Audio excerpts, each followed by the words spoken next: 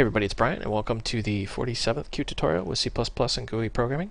Today we're going to start down the long and winding road of the model view programming architecture. Now, one thing you should know is that this is not unique to Qt. There are other languages that implement this, but Qt implements it very, very well. I was very impressed when I first read about the way they implemented this and just the ease of use of which you can do things. But anyways, I'll quit babbling and we'll just get right to it. What is the model view architecture? Well, you have data and you put that data, or some of it or all of it, into a model. That model represents the data. Then you have a view, and the view renders the data. Now this view could be like a list view, a combo box, something of that nature. And you have these things called delegates, which can be used for editing or rendering. We'll get into that in other tutorials. What you should focus on this time is that you have data, a model, and a view. Data is obviously your data, model represents your data, and the view renders or displays it. So I know that seems kind of confusing, so let's just jump right on in here, and we're going to make a sample application here.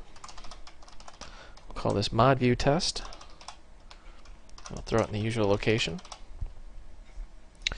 And if you have the official Qt programming book, this is going to look very familiar because I have kind of borrowed heavily a bunch of elements out of this tutorial. So let's go list view.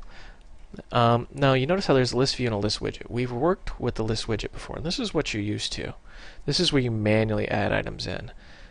We want the list view. This means it's a view, the model view framework, or I should say model view architecture. And you cannot really add directly to that. You have to modify the underlying model. Alright, now let's just grab some push buttons. And I know that I've been doing kind of shorter tutorials, and well, that's about to change. I got a feeling this is going to be a longer one. Let's do a combo box. Let's just drop that down here. Let's grab these, and let's just set our layout here. We'll say add, insert, and delete. Now, what we're going to do here, let me explain real quick what we're going to do, is we have our list view, and this is where we're going to do the bulk of our work. And we have three buttons, add, insert, and delete, which will respectively add, insert, or delete data to and from the model. When the model updates, our list view and our combo box are both going to be sharing the same model, so they're going to update at the same time. It's going to really show you the power of the model view architecture and how you really use things. Now, because my time with YouTube videos is pretty limited, I'm going to have to keep this kind of a simple tutorial. Actually, let me open that back up. Let's just get our signals and slots out of the way here. So we'll say add,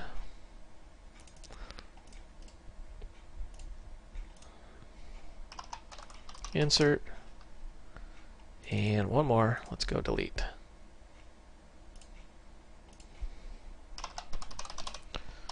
Alright, now let's just flip into dialog.h. We're going to add some includes here just for the sake of time.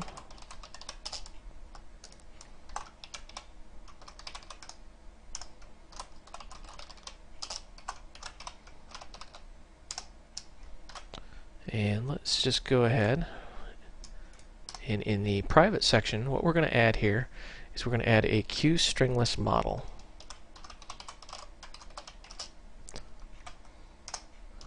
And this is going to be a pointer called model. Save your work. You go ahead and close that. And jump back into your implementation file, the dialog.cpp. And this is where the real work is going to be done here. And what we're going to do is we are going to say model equal new QString list model, and we're going to set the parent to the dialog. Now we need to actually generate our data, so what we're going to do is say QString list, and let's just fill this with some random data here. So we'll say list, we'll say cats, because you know I like cats, and dogs, and let's say birds.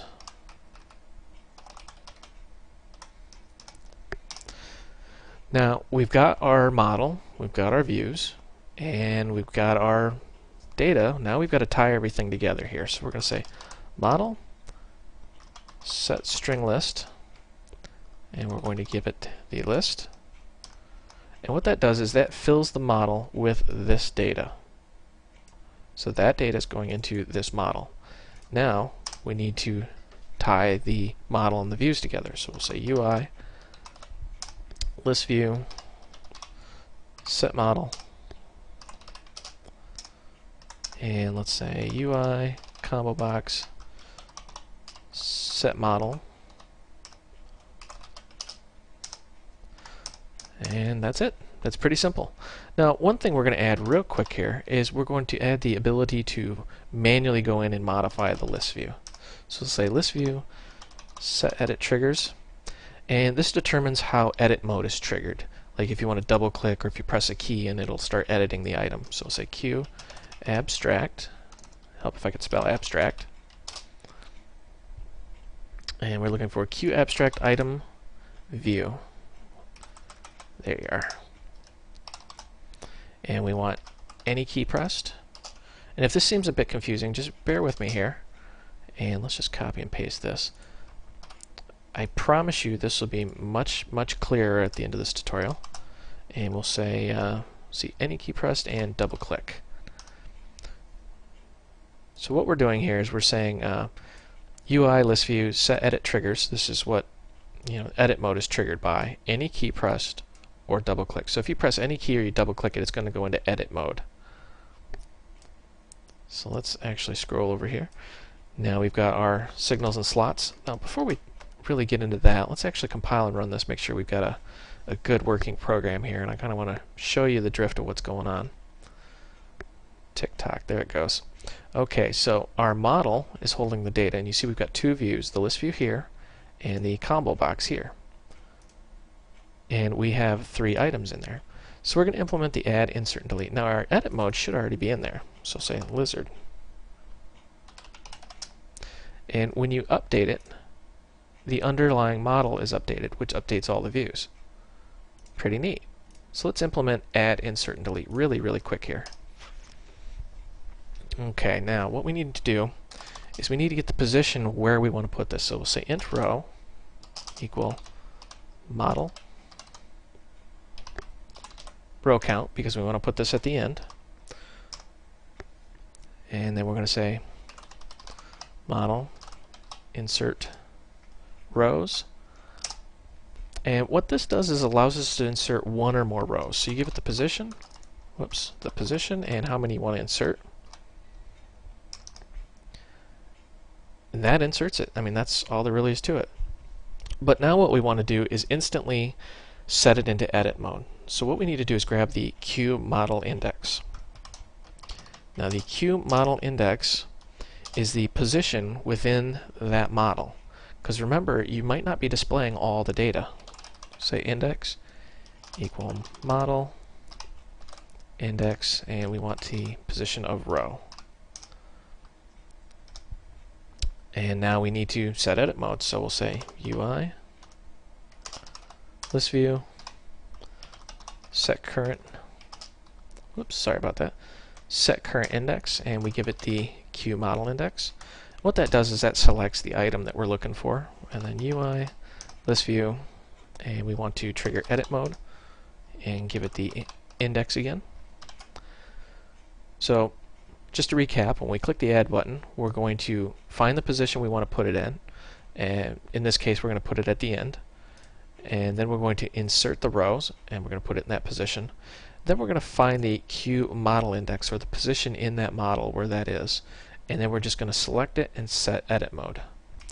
And we can just copy that, and on insert we can just paste that in there. The only real difference between adding and inserting is, well, you guessed it, the position where we're putting this. So let's just go UI, and what do we want here? List view, current index, and we want the row of the current index. And delete. Well, delete, remember, you don't really modify the view, you modify the model. So we need to go model, remove rows, and we need to tell it what row and how many. So we want UI, list view, current index, because we want the current item, row, and how many. We just want to delete one of them. Save your work, compile and run. Now we should be able to add whatever we want here. So we'll say lizards, spiders, and let's just say we don't like spiders, so let's delete spiders. But we want to put, let's say, kittens, because kittens and cats are two different animals. And you notice how when we update the model, all the views are updated as well. So let's say somebody comes and goes, well, cats and kittens are the same thing, I hate to tell you, so delete kittens, and you see how everything's updated in real time. That, in a nutshell, is the model view architecture and how it functions. Yes, it gets much more complex than this, and this is a very high-level tutorial, but we're not there yet. We will be. This is Brian. I hope you found this tutorial educational and entertaining, and thank you for watching.